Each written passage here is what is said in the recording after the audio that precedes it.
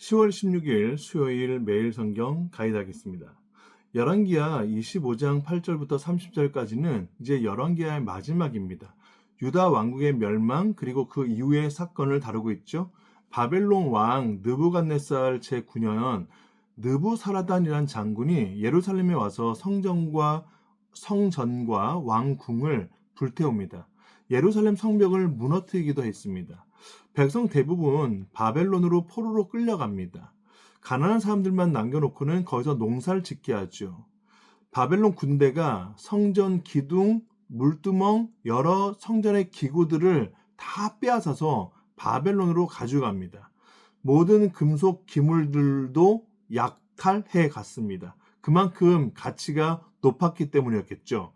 대제사장 스라야와 여러 고위 관리들은 붙들려 느부갓네살 왕 앞에 끌려갔고 그들은 하맛이란 땅에서 처형을 당했습니다.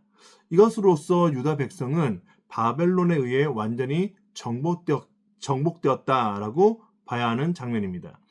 느부갓네살 왕은 그다랴를 유다 지역으로 총독으로 삼습니다.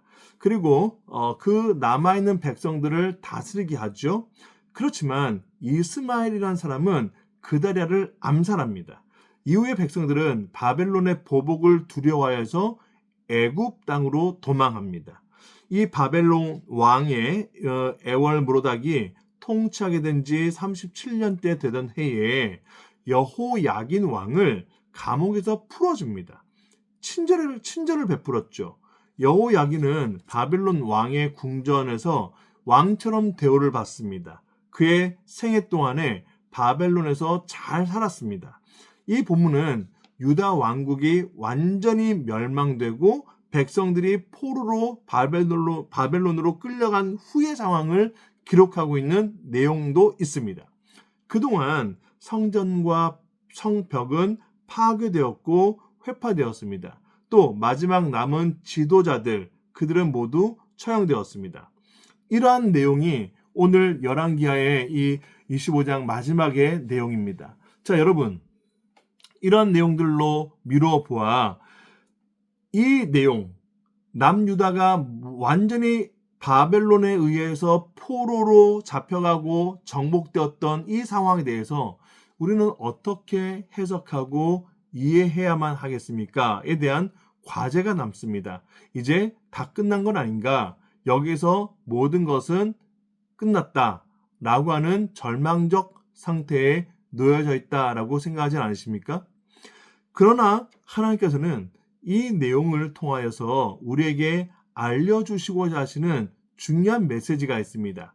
그럼 여러분들도 잘 아시겠지만 죄와 이 하나님 앞에서 반역에 대한 내용들은 철저하게 징계하신다, 심판하신다라는 내용이 첫 번째 이야기입니다.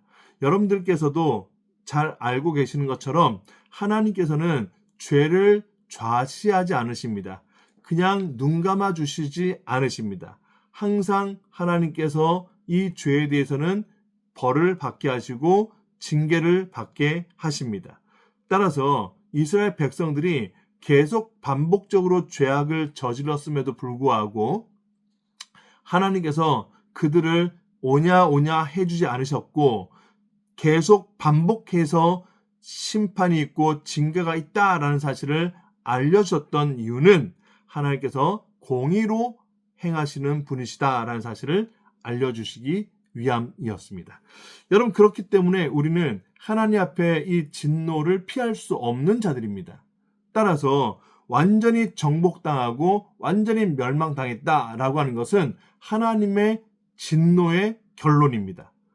누구나 이 죄가 있는 사람들은 이 진노 아래에서 심판받아 마땅한 자들입니다.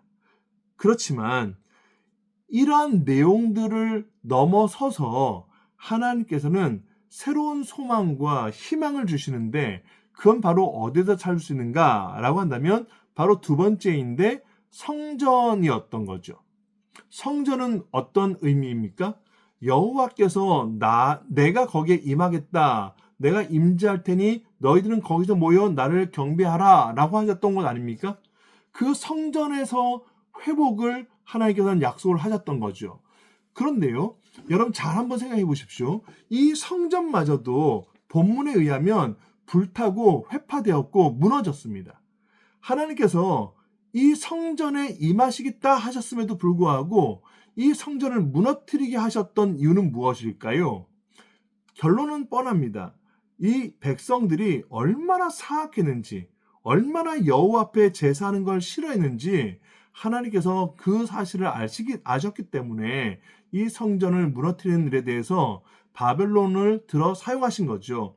내가 더 이상 너희들의 제사는 받고 싶지 않다, 역겹다라고 말씀하신 것과도 같은 맥락입니다. 그렇다면 사람들이 최고로 누렸던, 최고로 여겼던 이 성전의 회파는 결국 무엇을 말하고 있는 것일까요? 그렇습니다. 그들만이 갖고 있던 완전한 행복, 즉 하나님 앞에 드려지는 제사를 통해서 회복을 누렸던 그 백성들은 이젠 더 이상 소망이 없다라는 것을 알게 된 것이죠. 성전의 무너짐은 바로 그 사실을 알려주고 있는 내용입니다. 그렇다면 이 성전이 무너진 것으로 완전히 끝난 걸까요? 이젠 진짜 소망이 없고 희망이 없는 상황이 된 걸까요? 그렇지 않습니다. 이 시점에서 하나님께서는 참으로 이 백성들을, 하나님의 사람들을 얼마나 사랑하신지를 잘 알 수 있는 대목입니다. 무너진 성전이지만 무너지지 않을 성전, 즉 영원한 새로운 성전을 허락하시겠다라고 하셨는데 그 성전이 바로 오실 예수 그리스도 메시아, 그분이 참 성전으로 오신다라는 사실을 알려주시는 거죠. 그렇기 때문에 이 하나님의 사랑과 은혜는 끝이 없습니다. 우리 쪽에서는 형편없는 죄를 범하고 하나님 앞에 반역하며 배역했지만 여호와께서는 끝까지 이 회복을 약속하시고 그 약속을 이루어 가신다라는 사실을 알려주고 있는 내용입니다. 그 내용, 회복의 시작은 어디서 우리가 이해할 수 있습니까? 여호야긴이 그 바벨론의 왕궁에서 존귀받았다, 즉 대우받았다라고 했던 그 장면이 있지 않습니까? 바로 그 장면에서 우리는 암시했다라고 볼 수 있습니다. 하나님께서는 완전히 멸망시키는 것이 아니라 그곳 가운데서도 회복을 갖게 하셨다라는 사실로 우리를 안심시키시고 새로운 길이 있음을 소개해 주신다라는 것으로 받아들이셔야겠습니다. 끝으로 우리는 하나님의 이 신실하심, 또 하나님의 이 의로우심에 대한 내용들을 아멘으로 받아들이셔야 합니다. 상황이 멸망이고 상황이 심판이고 징계였으나 여전히 하나님께서는 소망을 허락하시는 분이시다라는 사실을 기억하시면서 이 열왕기하의 모든 내용을 한마디로 압축해서 요약하여 정의하자면 하나님께서는 하나님의 일을 계속해서 이어가십니다. 이 내용으로 귀결시킬 수가 있겠습니다. 오늘 저와 여러분들의 어떠한 상황과 형편이든지 간에 여호와께서 하심을 믿어 의심치 마시고 하나님을 신뢰하며 살아가시는 복된 교우들 되시기를 간절히 바랍니다. 평안하십시오.